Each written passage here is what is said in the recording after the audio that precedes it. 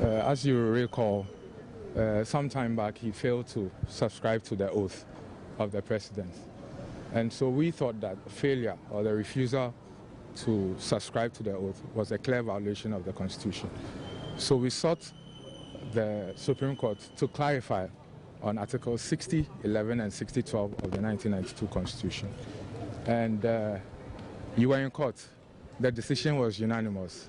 The decision was to the effect that the Speaker shall at all times, always, in fact, the emphasis was placed on always, that the Speaker shall always swear to the oath anytime he wants to assume the office of President, whenever the President and the Vice President are unable to perform their function. What it means is that anytime the President and the Vice President are unable to perform the functions of President, the Speaker has no discretion whatsoever.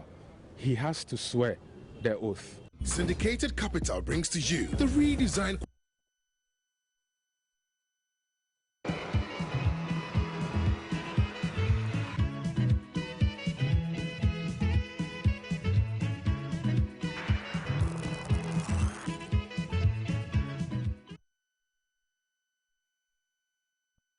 One of the lawyers for Samuel Atta Mensah, and that's Ni Apatu Planch. Now, Musa in Kumasi says, Samson, once the Supreme Court has given the verdict on the particular matter, is there any consequence which he must face in respect of ignoring his constitutional duty? Okay, you may have sent this even before we started the show.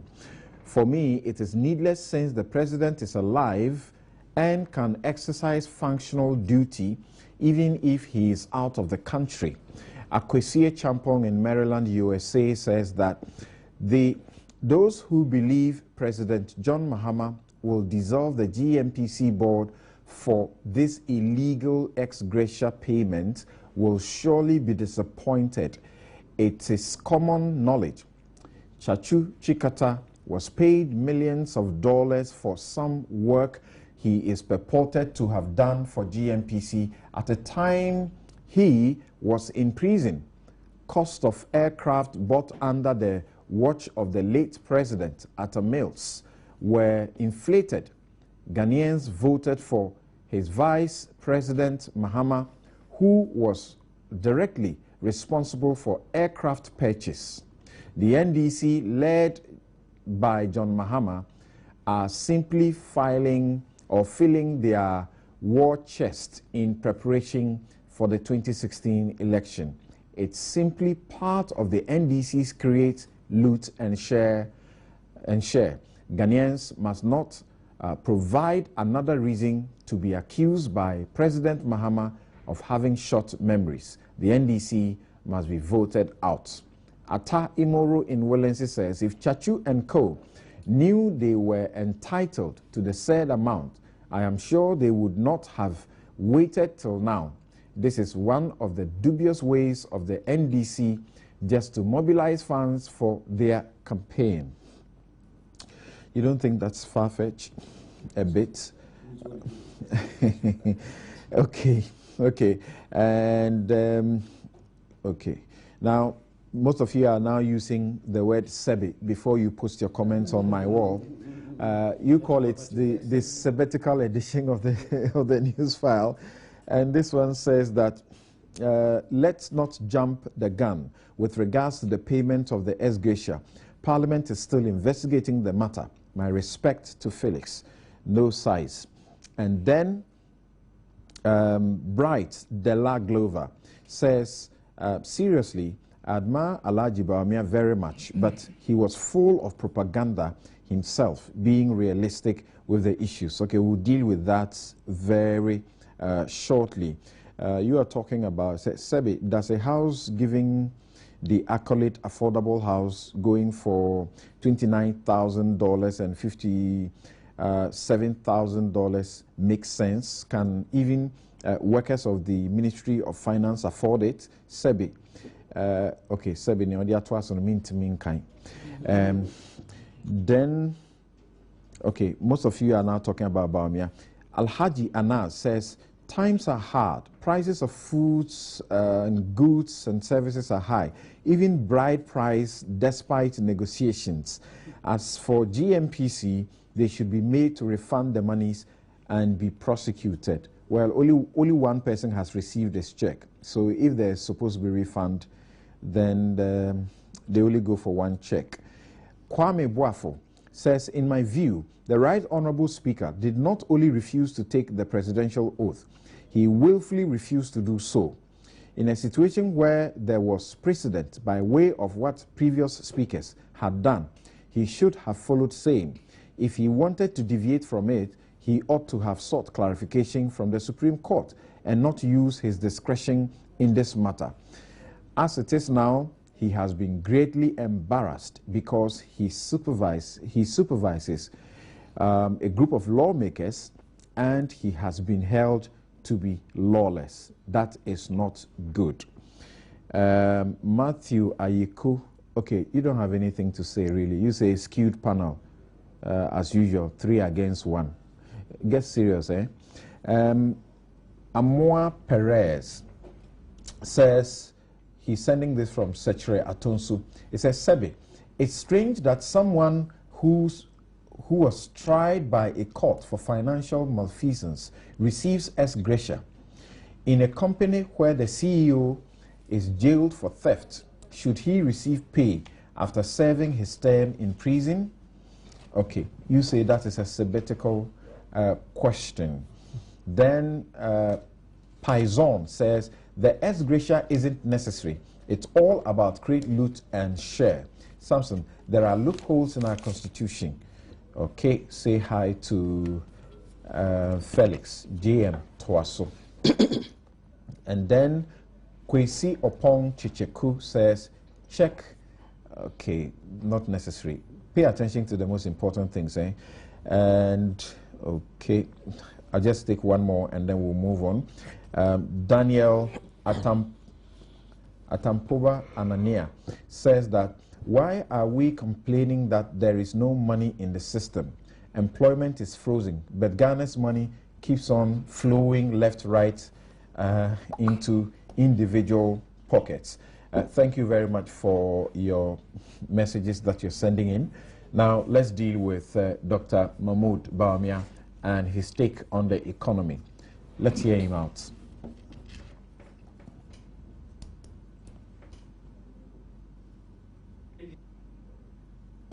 We have to admit that this NDC government is very competent at the following. They are very competent at mismanaging the economy.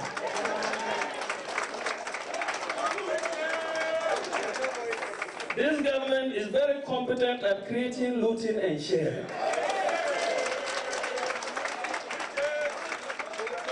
This government is very competent at propaganda. This government is very competent at perpetuating doomsday.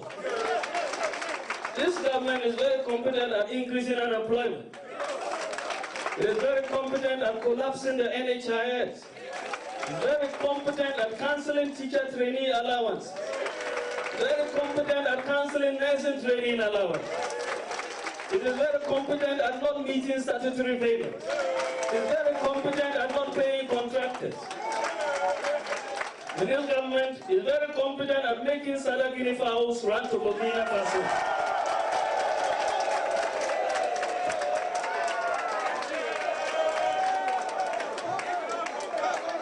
This government is very competent at collapsing industries.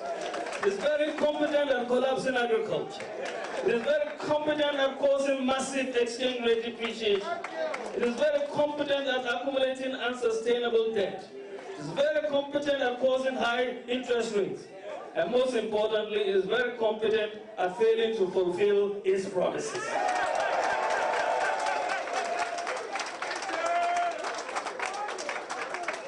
As a matter of record, we want to reiterate that not only do we say that this government is incompetent, we also said that the government is very corrupt. Yes. But it looks like His Excellency the President was only upset about the incompetence bit and not the corruption bit.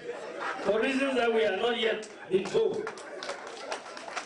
But possibly, his failure to protest at this other description is an acceptance of the generally accepted belief that he has lost the fight against corruption. Recently, the President, His Excellency John Mahama, stated that 41% of Ghana's external debt of $14 billion was accumulated by the NPP government between 2001 and 2008. Now, when I heard this, I thought I had misheard, but I found that it was actually what he said. Then I realized why we were in these problems. The fact of the matter, ladies and gentlemen, that to be mild, this is not true. In 1981, Ghana's external debt was $1.9 billion. In 2000, it had risen to $6.1 billion. By 2008, it had declined to $3.8 billion.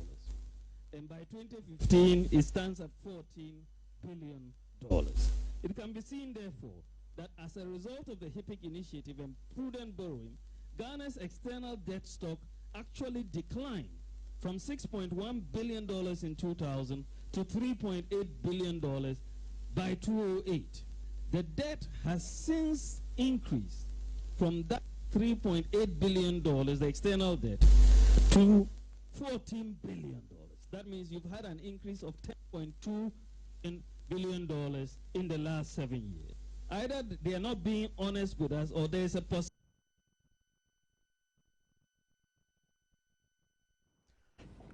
All right, so that was Dr. Bawumia, who is vice presidential candidate of the New Patriotic Party. He had other things to say about the energy situation and what he also terms the vision of the NPP, or what they would do differently when they should get the opportunity in 2016, 2017, so to speak, to form the next government.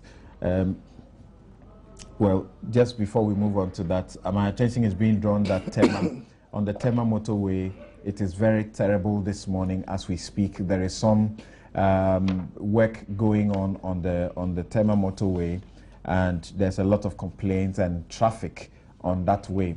And those messages are coming to me on the heels of the sabbatical reading that I did, which spoke about how we patched the motorway. And thank you to Lawyer Yao he points me correctly to the provision of the Constitution, Article 1911, that says that if something ought to be a crime, it ought to be provided for in law. Thank you very much. Now, Nana, the question many are asking is, what exactly was Bawumia doing if he was not doing propaganda? Or just yes, that part of what he was, the refrain about the president only being competent about plunging us into doomsday, mismanaging the economy, was playing to the gallery that is populist. Well, you can only say that if you can show clearly that what Bawumia said did not hold water. But we are in doomsday, are we not? The other things that he said, the things that he said the president was competent in, which of them can anybody say that they don't hold water? We're in doomsday that is being fixed. Car power ship is on stream, getting on stream now. Other things are being... But we are in doomsday.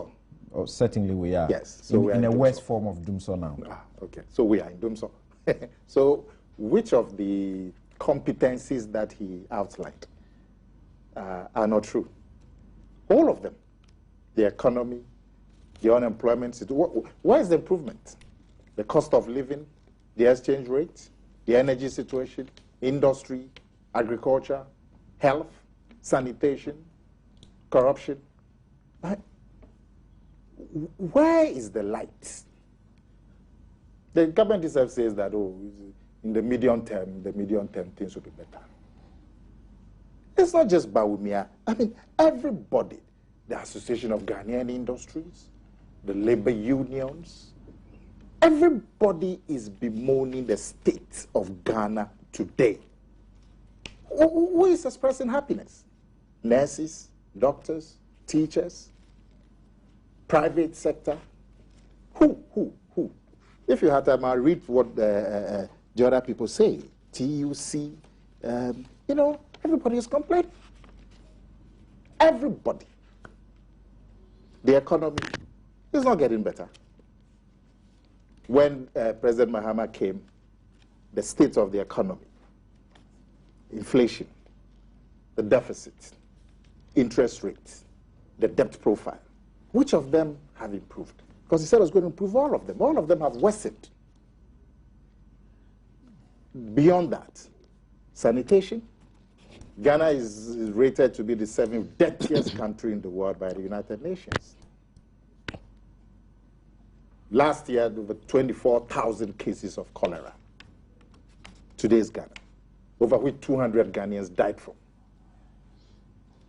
I understand we are the 2nd country in Africa where open defecation is prevalent. So sanitation, environment, the countryside is consumed by galamsey. Agriculture, in which a majority of our people are engaged in, about 5 to 6 million people. Agriculture is declining. Industry, which is the sector which is beyond agriculture, is going to provide the most jobs. Industry is declining. So where is the improvement? Where? They will tell you, and I'm sure Felix has brought his list. We've done projects, we've done hospital here, we've done school here, we've done... If I am to narrate to you what the NPP also did in school, putting up schools, putting up infrastructure, putting up hospitals, we will not finish this program. Last week he was on this show, and he actually called out a challenge that if the NPP wanted, let's organize a platform for the two, you know, to come and debate achievements. Are you ready for that? In terms we of, can put that together for no, you. No, in terms of infrastructure? Achievements, yes, infrastructure in every sector. I don't think they will appear. You are ready for that? They will not appear, I'm telling you. They will we not. are going to take up that challenge, and we'll put together a program You know, for the NPP and the NDC to come and tell us what they have achieved. You know, I'm saying the NDC will not put up an appearance. I'm telling you. They call for it, and you say but you know something, there's something, but they're just saying this, playing to the gallery. Okay. But you know, on this matter, Samson, John Mahama told us something interesting in 2008. He said that this business about comparing records was a sham. It was an exercise in mediocrity. And that what was necessary was the living conditions, the welfare, economic welfare of the people. And that coming to say that you've done some school and you've done some bridge and you've done some road and you've done some clinic is mediocrity, because every government does that. That's what John Mahama told us in 2008. That's what he told the electorate. And the electorate bought into it. So when it turns back a couple of years down the line to tell us, oh, infrastructure is what is going to change lives, transforming life, you don't understand. Is he speaking from both sides of his mouth? When is he speaking the truth, and when is he not speaking the truth? Was he speaking the truth in 2008 and speaking a lie now?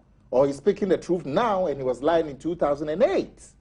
Because what he told us in 2008, that coming to recite infrastructure was an exercise in mediocrity, and that every government does infrastructure. And then he went ahead to say that even if you look at the NPP, we've actually gotten more money. You have opportunity to address the issues that Bawumia deals with. Yeah. If you don't, Felix will get his time and he will tear them into shreds. But the issues that Bawumia... And you'll be asking that you want to react. So deal with them. Now you are dealing with infrastructure. You've changed the discussion. Okay, let me leave the infrastructure. Right. But I'm saying that the real sector of our country, everywhere there's decline. Everywhere there's decline. And Bawumia outlined all of them in detail. He talked about agriculture. Right. Agriculture is declining. In terms of the budgetary allocation, is declining. In terms of the growth, it is declining. The crop sector, which really is the key, the food sector, grew at negative rates this year. And he gave you the results, that you have a situation where food imports now are more than twice what they used to be 7 years ago. In dollar terms, food imports now You know, so cocoa is declining.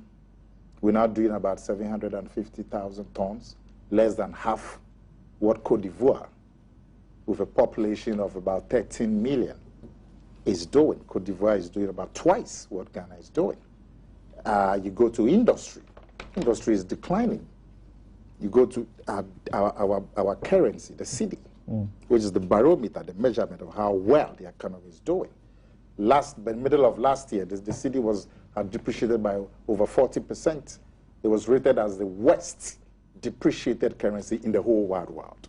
Even as we speak today, is the worst depreciated currency in the whole Africa. The Ghanaian cedi. The debt is swallowing us. We're paying debt service of about $3 billion a year to service our debts. And that is what is removed the space for government to be even paying statutory payments. NHIS government cannot pay because you have to pay your debts. So when you pay your $3 billion a year and you pay workers' salaries, that's it. What exactly is the point? Because these are not matters we are unaware of. Yes, he was commenting on the budget. And he's saying that what the budget sought to present to us is not the real picture. Because the real picture is that there's decline across sectors, on all sectors. And so what the budget presented to us was not the real picture. And he was very successful at presenting that picture to Ghanaians. And I'm looking forward to government coming to tell us that no, agriculture has improved, or industry has improved, or the management of the city has improved. We're actually getting loans to support our currency. We get loan to hold our currency. That's it. That's what we are doing. Is that to transform the economy, adding value to raw produce. Where is it?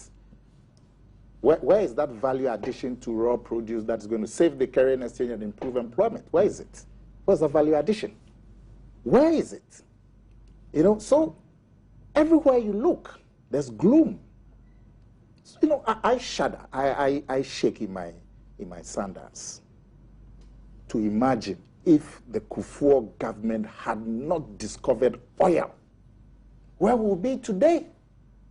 Because even with oil, which in the last 5 years has yielded $3 billion to this government, we have to borrow money, dollars, to support our currency. So if Kufuor hadn't done the things he did for us to discover the oil, where would this government and where would the country be today?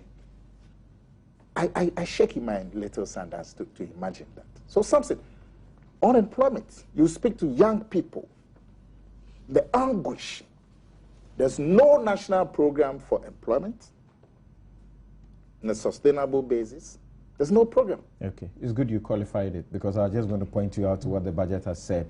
Even on the fringes, you're going to have, is it 1,000 or 10,000 youth that are going to be employed through the Youth Enterprise Program? Oh, but something. In 2007, 2008, 120,000 young people were on the program. You came in 2009, destroyed it, turned it into a vehicle for, you know, taking taxpayers' monies. You know, called it, what did they call it? JIDA? That's what they called it. JIDA. Yes. There's always some dot somewhere there. It was NYEP, employing 120,000 young people. They came, turned it into a corruption vehicle, took away millions of taxpayers' monies. 7 years down the line, they say they are now going back to see how they can re-employ another 100,000. And that's an achievement. Which your suspicion really is that what the budget provides for is for the purposes of the election year. They will recruit some party boys and give them some jobs. I'll be a bit more charitable. I'm saying that this is what pertained in 2007, 2008. And you came and destroyed it. And now you're going back to it. It's like a deficit. And I was talking about it. A deficit of 6.6% in 2008. Felix and his collaborators, they said Ghana was broke. It's unheard of. A deficit at 6.6. And then 7 years down the line, you know their deficit target, 6.6. You know, so it's just propaganda. They used to tell us that what they've done in the economy was unprecedented. Now, those days, every schoolboy knew the word unprecedented. Just mention, what we've done is unprecedented. Nobody's done it before. I'm sure now they've forgotten about the word unprecedented. It's just propaganda. Propaganda, investing all their energies in propaganda. Okay, hold on briefly there. You've been speaking for a while. Now, Felix, there are those who say, you know, what you did was very bad, and that you hit below the belt when you said that Bawumia's analysis of the budget was, quote, pedestrian propaganda. Is that what he said? That you should not be heard to be saying now, such when things. he was Is that heard, what he said? When he was heard saying that the president was competent in making guinea fowls fly to Burkina Faso, I mean, how would you describe that? You see, if people lack the chin, but please, the sadder thing, the guinea fowls, what was the reason? Okay, Nana, so you are going to allow him to also make his point. You see, then if you note what you want to. Yeah. what do you call it? Samson. Dr. Bawumia was engaged in an exercise of political rent seeking.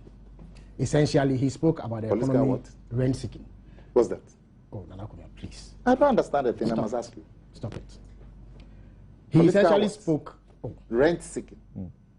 What does that mean? Rent seeking is an English expression. Which means what? Okay, let's go. essentially, he spoke about the economy in ways that sought to project his political party and undermine government and the NDC. That essentially is what he did. It was not an academic exercise. It was a partisan exercise. In doing so, he distorted many facts. He embellished some, and in some instances did misleading analysis, all for the purposes of giving his political party advantage. That is essentially what happened. Show us, show us. First of all, he attempted to create the impression that essentially the NPP were better managers of the economy than the NDC. And that we have borrowed amounts that are unprecedented. And that we have done less than what the NPP did.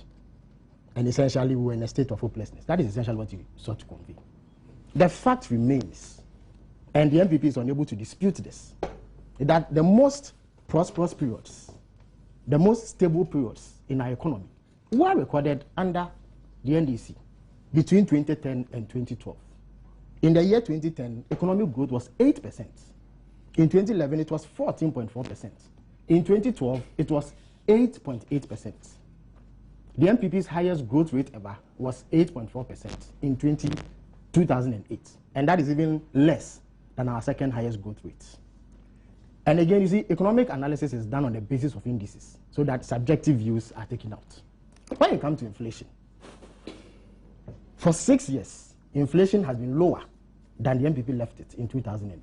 They left an inflation rate of 18.1%. For 6 years, at least starting in the middle of 2009, inflation has been lower than what they left it. The longest sustained period of single-digit inflation of over 30 months was recorded under the NDC government. The highest ever external reserves of $5.8 billion was recorded under an NDC government. It could give us import cover of 4 months. When the NPP was leaving power, we had import cover for 3 weeks. And these are not disputed facts. The NPP has never been able to record this record. Indeed, Dr. Bawumia was one of those who put in place the inflation targeting regime. They tried hard, but they were only able to achieve single-digit inflation for 1 month. We did it for over 30 months. In 2012, we had a higher than expected budget overrun, a deficit of 11.4%. Indeed, before rebasing in 2010, that is 2 years after the NPP left office, in 2008, the deficit they left was 11.8%. It was the highest in about 40 years. And after rebasing? Nana Komia, please. Oh, but please, I did not interrupt you. I'm only giving you your end of tenor position. Yes, that was the position. Oh, Nana Komia, please stop the interruption. It was 11.8%. In 2012, we recorded 11.4%. In 2013, described it as they came to but that was exactly the case. That was economy. exactly the case. In 2013, we brought it down to 10.2%. 2014, it came to 9.2%. This year, we expect to do 7.2%. Next year, to go to, is it 5.1%, which will bring it to sustainable level. So there's even improvement in the management of the budget deficit. But Dr. Bawumia creates the impression that all was rosy under the NPP. Indeed, if you look at agriculture, agri grew by 0.74%. We are not satisfied with this kind of growth, and we intend to do more. But in 2007, basically the same period when the NPP was in power, aggregate declined by 1.7%. The rate was negative 1.7%. So we've experienced a sinusoidal path in terms of economic growth and sectorial growth. But Dr. Bawumia concealed this fact. Experience what? Sinusoidal means that it goes up and down. In fact, I think that you are heckling to stop it. No, I'm asking so you. Dr. Bawumia concealed this fact conveniently in order to create the impression that all was rosy under the NPP. Again, he does very misleading analysis on our debt. He claimed that we've borrowed the equivalent of what? Is it $37 billion in the last 7 years? If I'm wrong, Nana Kumia can correct me if that is not what he said. But that cannot be true. Something, our entire public debt, as we sit here, is $24 billion. If today we were to come by some stroke of fortune and be in a position to pay off our debt at a go, we will pay $24 billion, or the CD equivalent of 92 billion Ghana cedis. In fact, if you do the calculation properly, you will find that we've borrowed about $16 to $17 billion. We came to meet $8.1 billion in debt. Indeed, he spoke about $3.8 billion external debt. The total debt that the NPP left was $8.1 billion. You know what? In 2005, 2006, under the HIPC arrangement, about $4 billion of our debt was written off. Within a matter of 2 years, they had doubled our debt again. And they left $8.1 billion. Yet he created the impression that all the debt that we have now is the entire doing of the NDC administration. Even worse is the analysis that he does on capex to GDP ratio. And you see, he did that to conceal what is clearly an unimpressive record in terms of what? Capital expenditure and then gross domestic product. He did that analysis to conceal what was clearly an unimpressive record by the NPP. He sought to create the impression that they had relatively spent more on infrastructure or capital expenditure than we have. You see, the GDP of a country is not static. And that ratio is derived by dividing how much you spend on capital expenditure by your total GDP. But GDP is not static. So as the denominator, the GDP expands, even if you were spending more on capital expenditure, the ratio will get smaller. It doesn't mean that one government that had a higher capex to GDP ratio has necessarily done more than one that has a lower capex to GDP ratio. So that analysis was misleading. And in fact, whereas Nana Kumia seeks to run away for the comparison of records, Dr. Bawumia did it in his analysis. If you look at the speech, he catalogued a number of things that he says they did. You see, when I threw the challenge last week, I knew that the NPP would be compelled to respond. But something, the devil is in the detail. Look at the things that Dr. Bawumia puts out as achievements in education, health. Let's take health, for instance. You see, I'm not going to trivialize these issues because you mean you don't want to engage in mediocrity? Please. In a country like ours, where people live in depravity, every project matters. In other words, all projects be projects. But if you look at what Dr. Bawumia put out and you juxtapose it against what we have done, it is laughable. Look, he talks about the construction of a classroom block for some nursing training colleges. He listed a handful of them. We have not just provided classroom blocks for nursing training colleges. In 2009, there were about 35 health training institutions. Now there are 95. That's an improvement of 60, not just blocks. He listed about 6 to 7 health centers. And a health center is a very small, if you like, clinic where they treat minor ailments. 6. We can point to 40. There are dozens more that are under construction. He said that there were a number of CHIPS compounds that they had done nationwide. He was not even able to give us a number. I can be specific. In 2009, we identified 2,948 CHIPS zones. In other words, places where we needed to put CHIPS compounds. Between that time and now, we have finished 1,260. Another 1,600 are under construction and are at various stages. How much of it is financed by the deductions from your salaries? Because you're supposed to have put aside some money, a percentage of your salaries. Indeed, I'm aware that the deductions have accrued a substantial amount. And then I can get to the exact figures. Okay. But I'm not even talking about those ones. I'm talking about regular GOG-funded projects. So he spoke about that. He spoke about polyclinics. He mentioned 5 in the northern region. Since 2009, we've completed 15. Indeed, the last 5 were commissioned by the president when he went on the tour of the Brown region. Only last 2 or 3 days, Parliament approved a loan, 23 million euros for the construction of another 10 in the central and Greater Accra regions. We are constructing 2 teaching hospitals, 4 regional hospitals. The NPP is the only party under the Fourth Republic that hasn't built a single regional hospital. We are constructing 4, including Rich. There are institutional hospitals. Dr. Bamia spoke about 37. He says that, you are doing an extension to Rich. Please, no, but that's factually but it is an entirely new hospital we are building. You are doing an extension the to old Rich. building has not been touched. The old building had capacity for 220 beds. What we are doing now has capacity for 420. That's the first phase. So in the second phase, it will be 620. The document before Parliament in the Hansard describes it as an extension. Yeah, right? but when you go there, you so know that he's right when he says yes, but it is an entirely new. But new structure. There's no new structure. Listen, there's no dispute about this. Okay. But the point is that it's an entirely new regional hospital. Okay. He spoke about 37 and says that they expanded it. If you read Dr. Kwame Adukufo's speech when he was commissioning that project, he was defense minister at the time. I think this was in 2006 or so. He mentioned that project started in 1991 under the Rawlings administration, and they continued it. But let's say that they even conceived it and started. Granted. We are building a new military hospital, 500 beds, at Nkari Afari. That's President Kufuor's hometown. Beyond that, there are 14 district hospitals that we are building. And dozens of health. See, so there's no basis. When you come and tell me about blocks, 6 unit classroom blocks we are building for nursing training institutions, and tout that as achievement, compare that to a 617-bed teaching hospital that we are building at Legon. Let's come to water. He listed 16 or so water projects. These are small to medium scale water projects. I can point you to close to 40 if I have to list it. We won't leave here. But interestingly, if you add up the capacity of all the 16 that he listed, it pales into insignificance when you compare it to just 2 or 3 of the projects that we finished only last year, in terms of the number of people it reaches and the amount of water it provides. Indeed, since we've been in power, we have added over 77 million gallons of water per day to the generation stock. By 2016, when all the projects that are underway are completed, we would have added 109 million.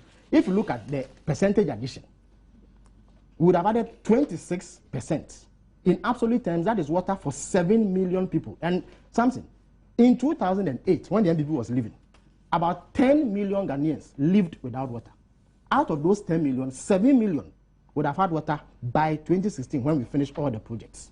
So there's even no basis for comparison. Look at the transport sector. And you see, he said that we had inflated the cost of the Kumasi airport and that we extended the runway and did some rehabilitation for $29 million.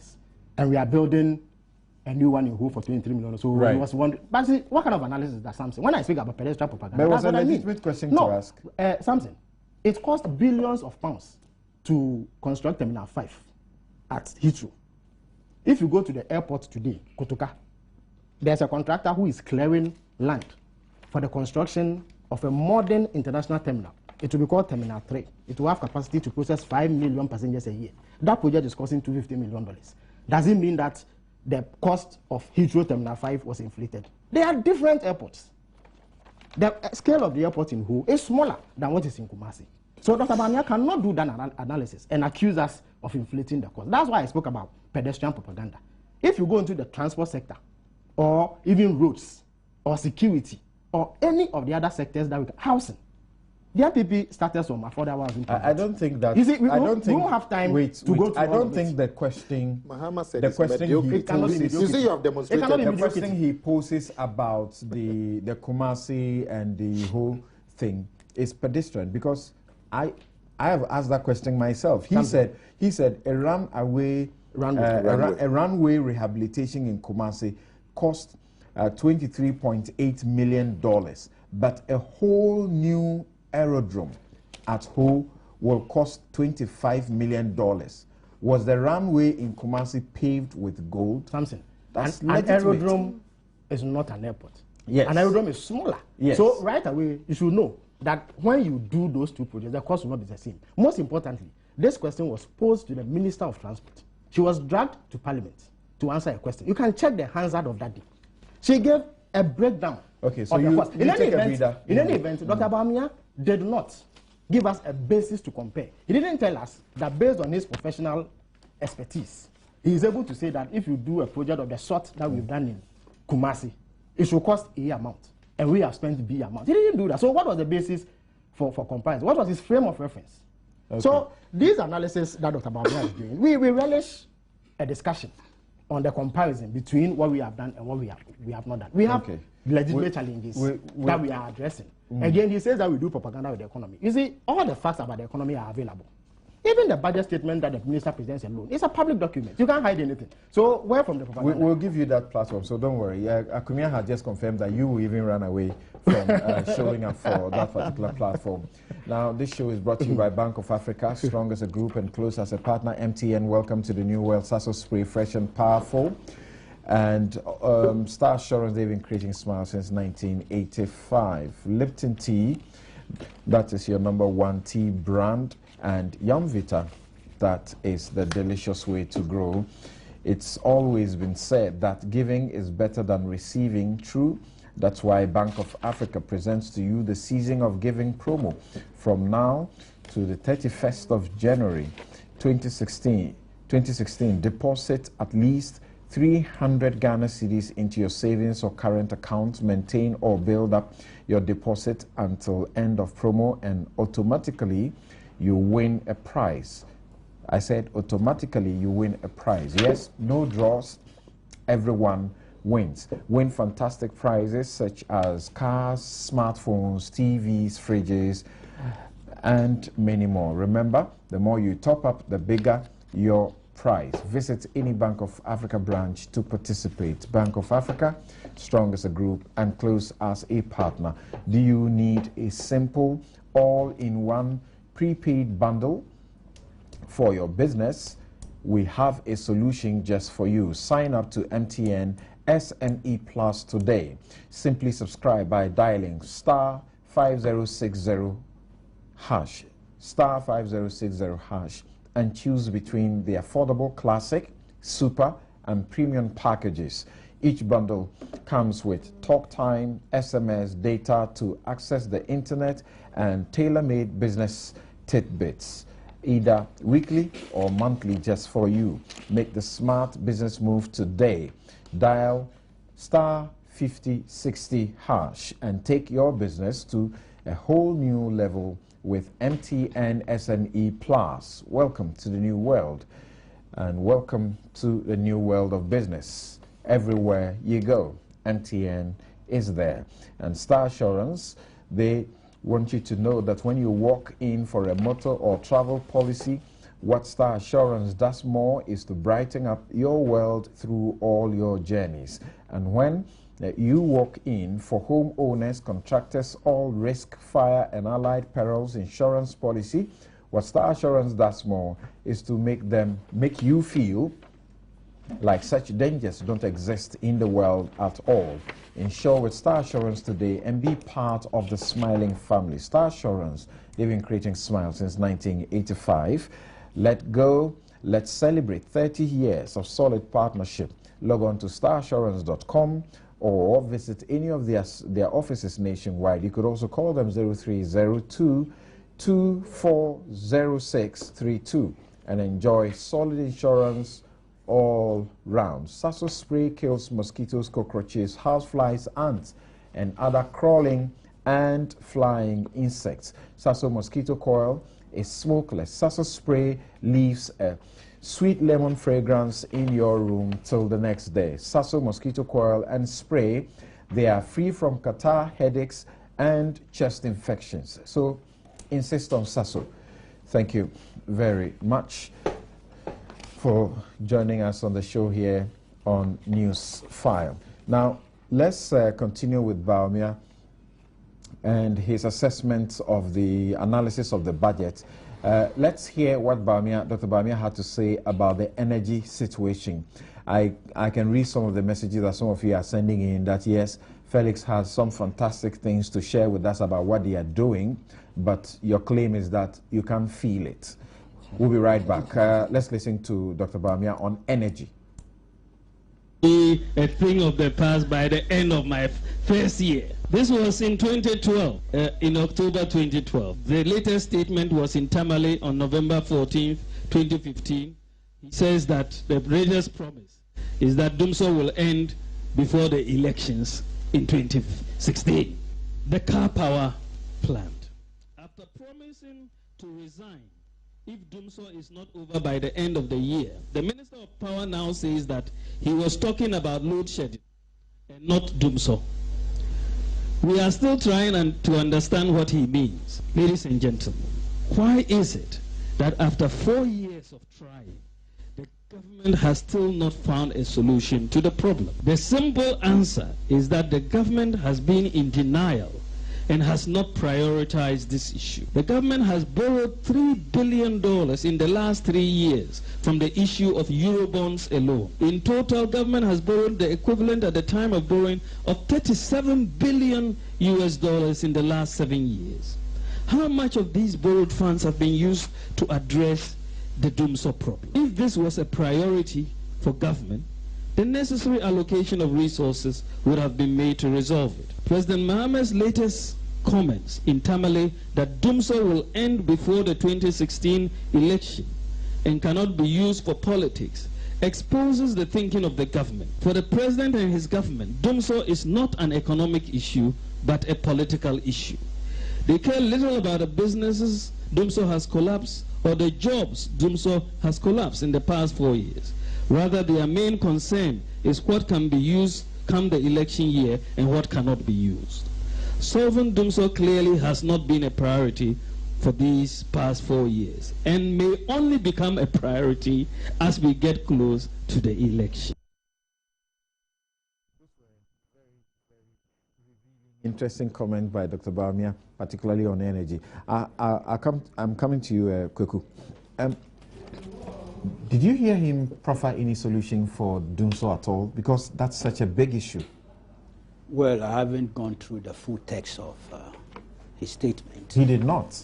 He did not. No. But he did give other alternatives to in other areas. Yes. Yes. So if he did not, I think there's a deficit there, but it's not a very fatal injury in the sense that the party is still around. Yeah, I find it to be fatal because as a major opposition in opposition hoping to come into government and also knowing that this is our #1 difficulty for now, which he admits is the result of collapsing industries and businesses and all of that, you ought to be giving us some solution. But he said that it's a financial problem. That's the point I was going to make. He made that very clear. So that's it. You just find the money. Because, how? You see, this government itself, you find the money how? In long moments, they are able to provide electricity for 1.5 months, 2 months.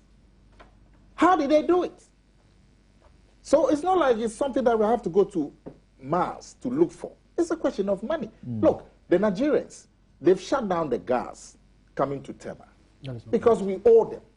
We owe them. West African gas pipeline has come out clearly to say that they've not done any such thing. So why is the gas not coming to Tema? Which gas are you talking about? The gas from the company that you say has cut the gas has come out to say that they've done no such thing. But they had a press conference. You played it here. Okay. They had a press conference. You played it. Which press conference are you? It's Kweku stand the gas now. About 2 months ago. Yeah. They spoke about money we owe them. We didn't speak about cutting the gas. Gentlemen, let's hear Kweku. So why is the gas not coming? There's gas coming. Okay. So why is there no electricity? Let's Kweku do this. Gentlemen, we are not thank you. Can I proceed? Please proceed. Please proceed. Please proceed. See, issue of propaganda and populism and all that, sometimes some doses of it are allowed when it comes to these things. Guinea fowls running to Burkina Faso. It's just one of those things. You spice the program with it. It's like the rabbit and opener. It's also like the competencies. The competencies. It's like the rabbit press conference and the opener press conference and all those things. So it's like you should just have a sense of humor and accommodate these things. You know. He was talking, of course, of perceived failure of a particular project and decides to dramatize it in terms of the language. I can live with that. Yeah. It makes the politics a bit okay. But let's go to the specifics. And this whole challenge about DC, NPP and all the rest, it will be interesting. I'm not too sure one program can actually determine that, to be honest with you. The good people of this country would eventually make a judgment, especially when the campaign is in swing and people come out with manifestos and messages and all the rest. So it will take a combination of so many factors for the judgment to be made. The MPP, I'm sure, will be making the point about having inherited a hybrid economy, whilst they were existing, had left us with a lower middle income economy on the verge of being a gas and oil economy, which is quite a dramatic transformation in a sense.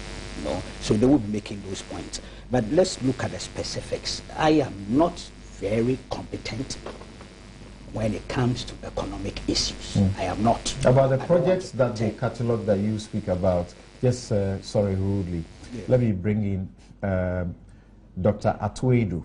He's sending this from Georgia in the USA.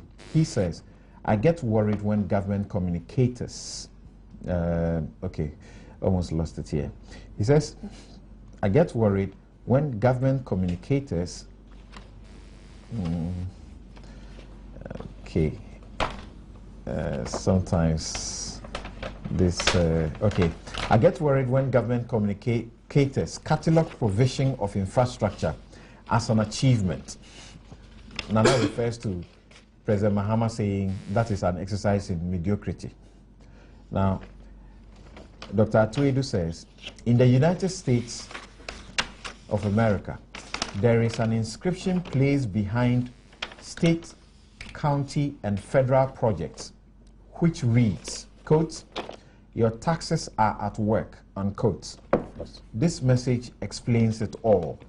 In Ghana, all government projects are funded through your taxes, loans, and grants. This government and future governments must be serious and solve real problems. These infrastructure references represent a mockery of functional governance. It shows that mediocrity has its customers. Well, I think that's an observation. Right. It's largely true. But if you make an absolute out of that, you could also create problems for yourself. Because the handling, the quality of handling, the commitment to using the taxes in a way that ought to be used is also important. Okay. You can have the revenue and misapply, misappropriate the revenue. So the two goes together, but I can see the drift. And I get his drift all right. But you see, what I wanted to do within the context of my incompetence when it comes to economic issues, I wanted to take some of the issues raised by Dr. Bawumia and ask Ghanaians if really they are sustainable. And I've been looking at one or two or three areas, if you permit me. Yes, see, yes, please move the issue of fiscal deficit. He raised the point on page 16. He says in the 8 years of the NPP, between 2001 and 2008, the average fiscal deficit as a percentage of GDP was 4.4%. In the last 7 years, 2009 to 2015, the fiscal deficit has averaged 8.1% with 3 successive years of double-digit deficits. Kuku, very interesting. Sorry. I'm told that we have a difficulty with your microphone. Wow. We're trying to tweak it, and then we'll revert to you shortly. Okay. Now, let's hear what Doc has to say whilst we are fixing Kweku's microphone. Okay. So, are we going to go with the energy issue, or I can just speak on the whole issue as a whole? You've been reading portions of it. What attracts your attention, and how do you want to deal with it? I mean, first of all, I might be accused of a pedestrian analysis because, again, because I am here. Because again, I can't even pretend to be any kind of economic scholar. So, you know, I'm just saying it as it is and as how I see it. You teach business in the school. I do, but I do not teach economics. You are even better placed to explain it to all of us. So go ahead. So, no, but I want to take a step back and, you know, all of this, the issue with political banter, yeah? That's what politics is about, yes? It's about the exchange of ideas. It's about one party being able to convince the citizens that they are the best when they're at the helm of affairs, yes? So, for me, all these kind of, is it propaganda, is it not? Well, of course there are going to be these exchanges, yeah? And as Kweku said, it should be allowed for. I think actually it spices it up. Yeah? Otherwise politics would be a bit boring. And I'm sure the politicians here have indulged in it from time to time. So let's not have any of the pot calling the kettle black, because it's done, yes? But also as well, I think, for me, I think we need to also thoroughly analyze some of the statements that he's made. We have a lot of talk of, Dr. Bawumia is a prophet. He's a soothsayer, Bawumia, etc., etc. But at the end of the day, Dr. Bawumia doesn't sit in an enclosed space with a crystal ball, looking into it and then make a prediction, yes? He sits down, he does empirical research, he analyzes, he creates models, he actually sits down and looks at trends and analyzes. And I think that's what we need to engage in, yeah? We need to move away from, you know, just looking at him as a person, but look and engage with the ideas. So he made a number of statements, yeah? And I think that we need to look at these statements and analyze each one of them critically. He made a statement about statutory payments being paid, yeah? One of the competencies of government, he's claimed, is not paying statutory payments. I mean, this is easy to subject to analysis. Have statutory payments been made? No, some of them haven't been made. So, I mean, this is not rocket science to me, yeah? He was talking about the Dumso, the electricity situation, yes? We can talk about the issues. Maybe he didn't offer a specific solution to it, yeah? Even though he implicitly said it's financial, yes? But at the end of the day, after all these years, yeah, and after all the promises of Dumso shall be a thing of the past, Dumso will end, we are going to add more electricity to the grid, etc. Do we still sleep in Dumso? Over 3 years of do we still? Promises for me, you are judged on your results.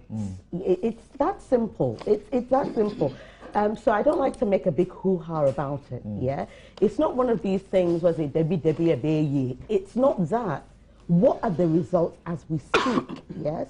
As I speak now, from my position, when I go home, I have 24 hours of doom and 12 hours of salt. That's right. That's the bottom line, yes? So, and also, if you've also given a timeline, a specific one, and then the goalposts have changed, you should be judged on that. It's that simple. Another thing as well is I think that, you know, what I see Dr. Bawumia to have done is given kind of like a broad economic vision that the NPP had. And he does something that, you know, the NPP have been criticized for not doing. He proffers some solutions, or his version of solutions. For example, I think he proposed tax incentives for increasing production, etc., etc.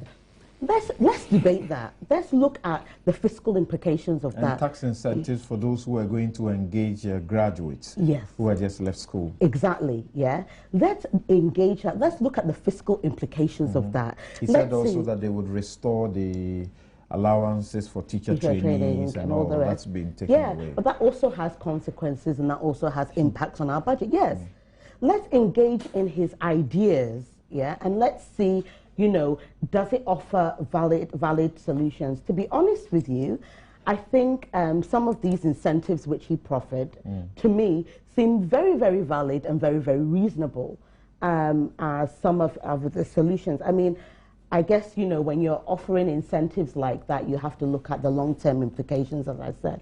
But I prefer us to debate that than, you know, go into these kind of somewhat below-the-belt attacks on people's person. So let's engage in ideas, because I think what Dr. Bawumia did is just the start, yeah? It's just laying the foundation of real engagement. I mean, I would love for, let's say, Dr. Bawumia and the Honourable Minister Seth Tekbe to have a dialogue. Yeah, you talked about a record of achievement, fine, but let's look, because right now, to me, our economy is stagnant. To me, our economy is stagnant, and we can do better. I think everybody can agree on that. So let's see, what does the Honourable Minister have? What is his vision for our economic future? And what does the NPP also proffer? And let's have dialogue on that, and let's see who the electorate are more convinced by on these issues. Okay. Now, I'll hear Kweku, but before I do that, just a quick one from a good friend of mine who has an eye on energy matters, a report for the Finder newspaper. There was an issue that came up about the West Africa gas pipeline having shut supply of gas to us in some form or the other.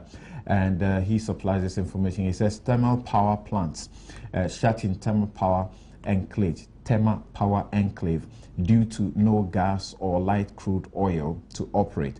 And he says 110 megawatt thermal plant, that is the T2. You have the 50 megawatt thermal power plant, that's the T1. You have the 80 megawatt mines reserve plant. You have the 110 megawatt Senate plant, which is also down.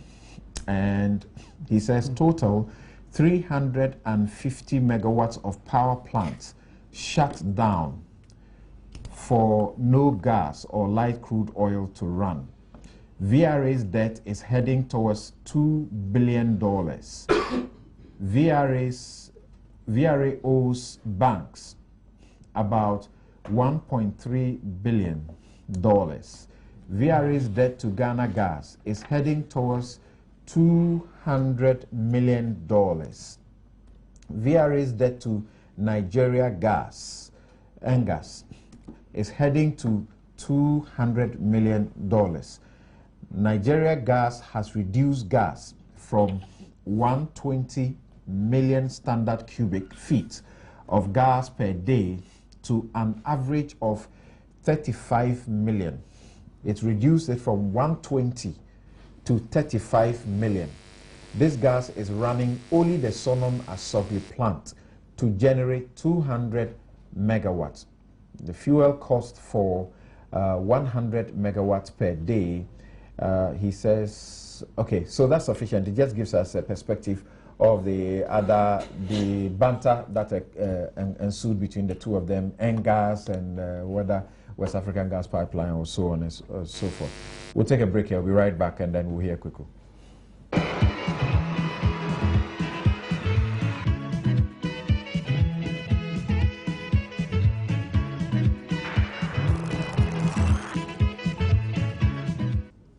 We are back and we're hearing Kweku Bako right away. Yeah. You know, I wanted to take some specifics from Bawumia's thing and highlight and ask if those things are factual. And if they are factual, what are the effects of those things on our standard of living and the state of the economy. Admittedly, we cannot say nothing at all is happening in this country. There are things happening. Okay. Development is never really in abeyance. You see all sorts of massive projects left, right, and center. They are good.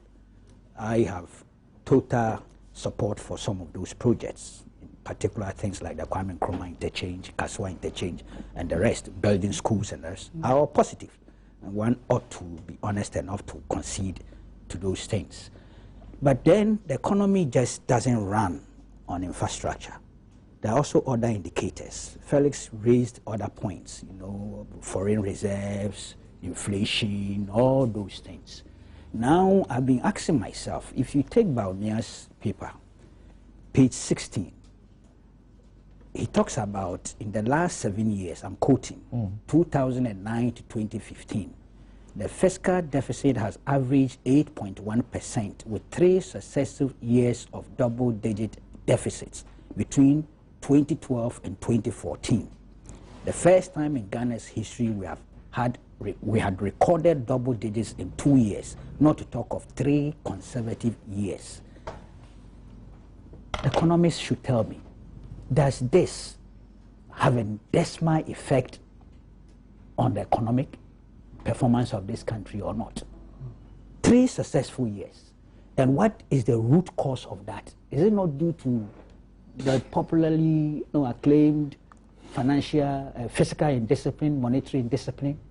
What is it that goes into this consistent trend of fiscal deficits? Now, the most worrying is not the debt, the overhang, which is huge. Felix has a problem with the 37 billion figure. I'm sure that can be subject to verification. But when I moved to page 20 of his paper, I got worried. And again, we need to look at it carefully. Interest payments. He says in 2015, interest payment amounted to 9.6 billion Ghana cedis.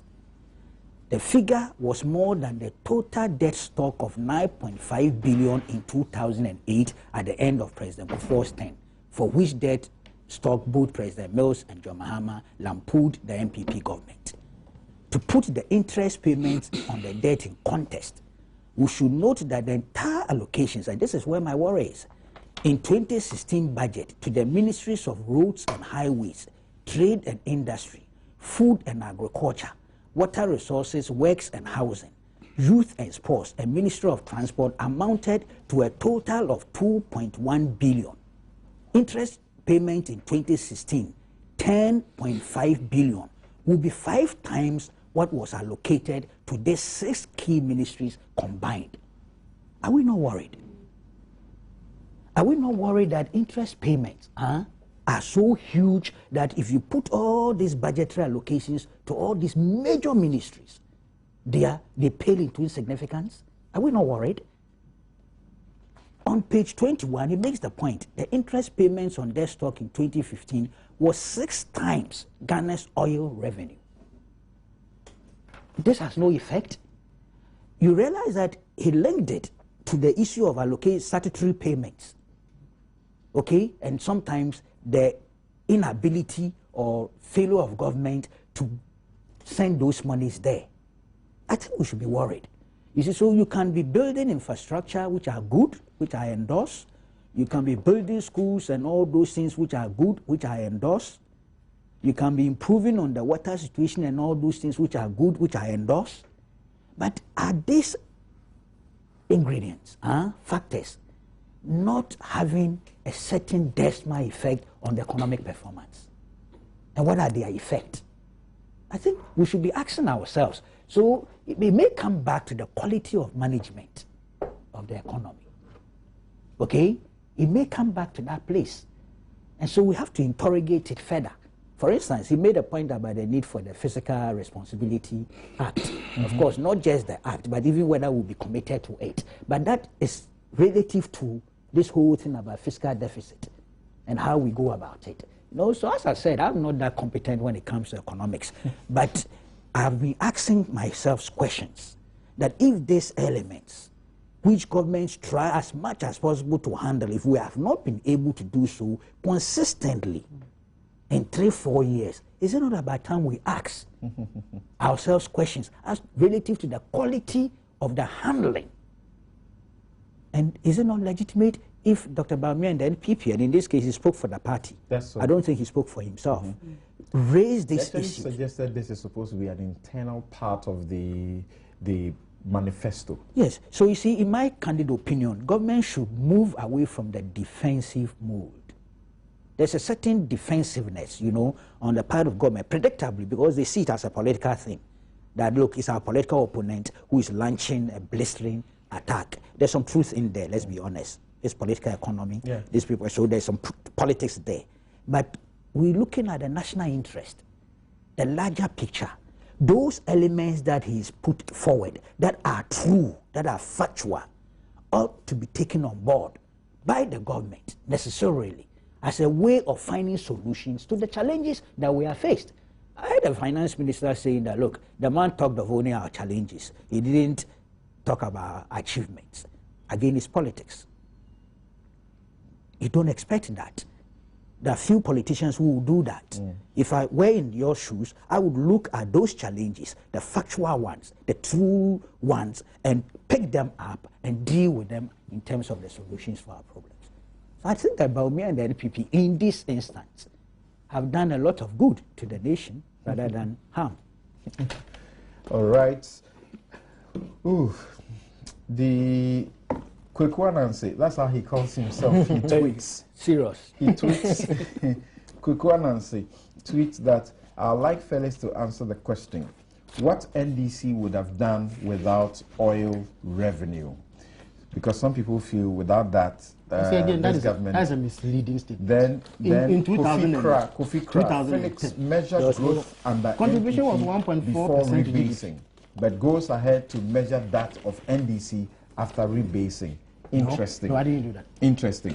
Now, just the two of you, quick ones, about a minute each, and then we'll move on. Okay, Samson, yes, thank you. Yes, Nana, what do you say to somebody who says that the president, as far as the energy matter is concerned, the president is only a victim, an unfortunate victim of circumstance?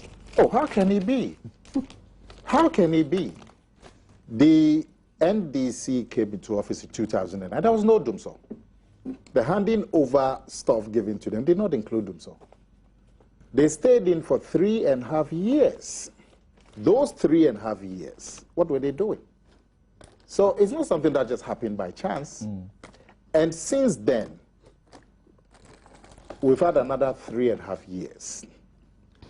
So the issue is not about what Mahama came to meet or didn't come to meet. The issue is about the promises that he himself has made to deal with Dumso that he has failed. Hold on to now take a substantive minute to do that. What do you say to that? That he's only a victim? You see, of course, years of neglect and underinvestment came to a head.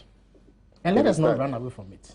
We ought, starting from the early 2000s, we ought to have been adding about 110 megawatts every year in order to be able to catch up with demand. But of course, as president, he takes responsibility for whatever difficulties we have. He made a definitive pronouncement on the matter in his State of the Nation's address. Subsequently, a number of things have happened which bear out the position that he took. You mentioned the car power batch. In fact, there's a bigger plant called the Ameri plant in Takrady as I speak. KTPP, it was started by the NPP, but it has been completed. I'm told that by next week they should start testing. So unduly delayed? Well, I mean, we can debate about that. So before then, earlier this year, the 110 combined cycle plant at the T2 thermal plant in Abuati came on stream.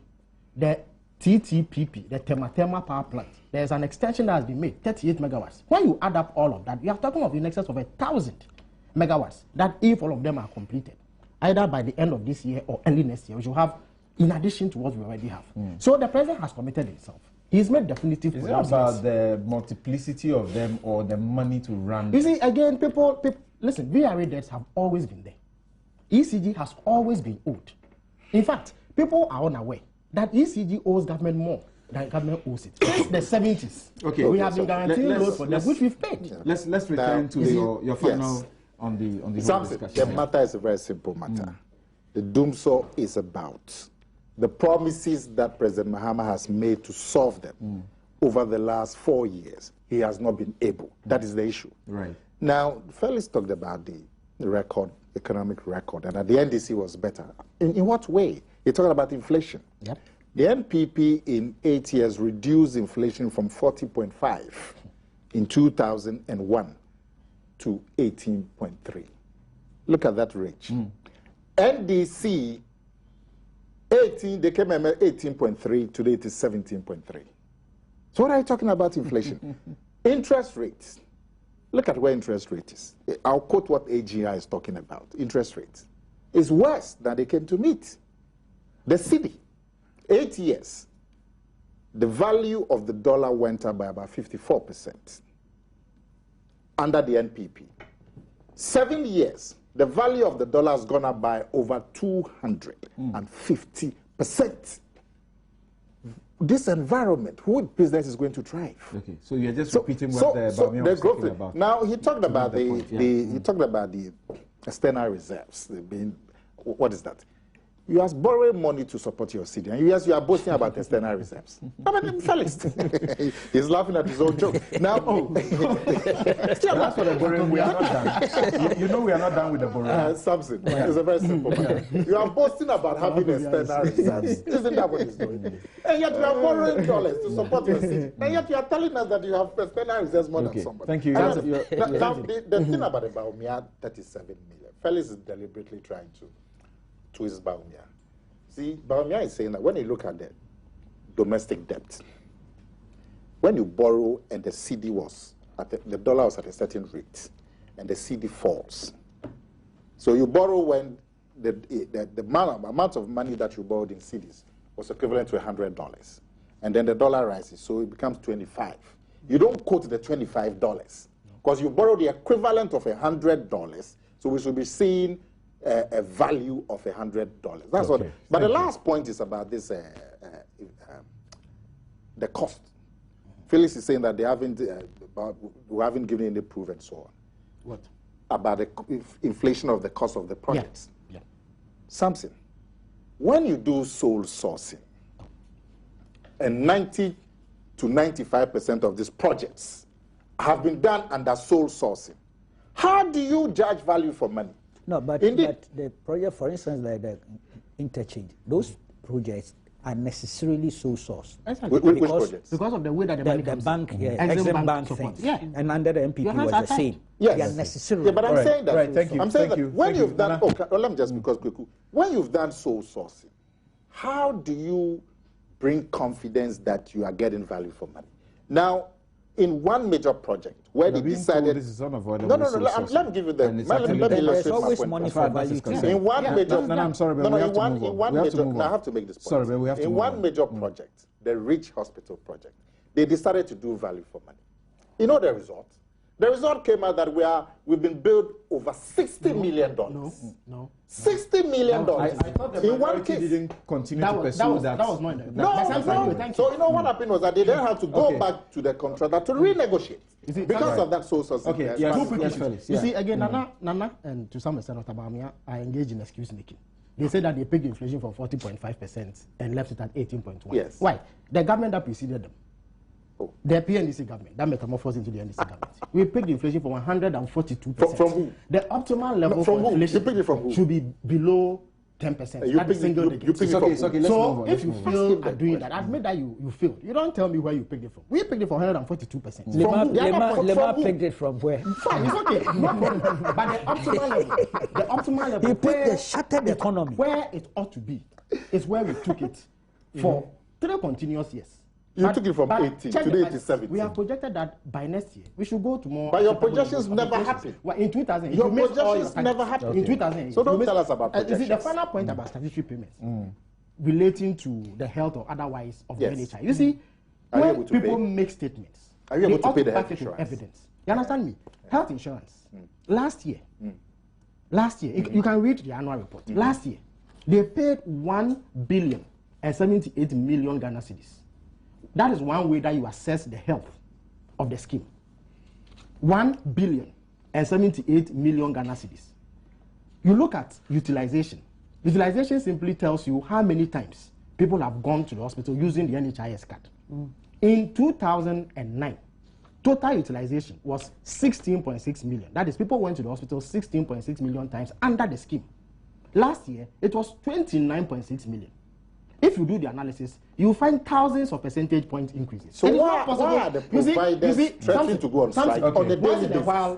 Once in a while, some providers come on air and say that if you don't pay me, I'll go on.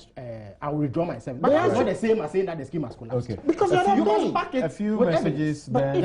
If you are paying, why is that paid? 1.7. So why are people going on strike? Thank you, the two of you. Thank you. Hospitals are going on strike. Thank you. But they've been health service is threatening to withdraw. Thank you. $1 billion. Okay, now, sorry, gentlemen, it's okay. Let me bring in our viewers and listeners. They also matter. Sorry. Samuel Bryan says that so far there has been no factually laced response to Dr. Bawumia's expose on President John Mahama, on the President John Mahama-led NDC government's incompetence in managing our economy and all spheres of corporate governance, instead of responding to facts and figures as put out to the public by the learned and professional economists, government appointees, and government appointees are rather engaging in insults, pedestrian talk, and mediocrity. God save Ghana. Then you have Ya Enima, who says, in fact, Felix is not disappointing at all. All he is saying is an exercise in mediocrity, which the NPP did more without oil. Is he aware of the economic mess like agriculture collapsing, NHIS unemployment? Where is the 1.6 million jobs Ablakwa said in 2009? Felix and the NDC should accept they have failed unprecedentedly. Mahama must go in 2016. And that's from Ya Enima. Okay. The praises to Felix and Abdul Malik Kwekuba, I won't read them. So if you want me to read your message, stop, don't be praising. Just send me a message. Just send me a message on the issues that we are discussing, and then I'll read them to everyone else. Now,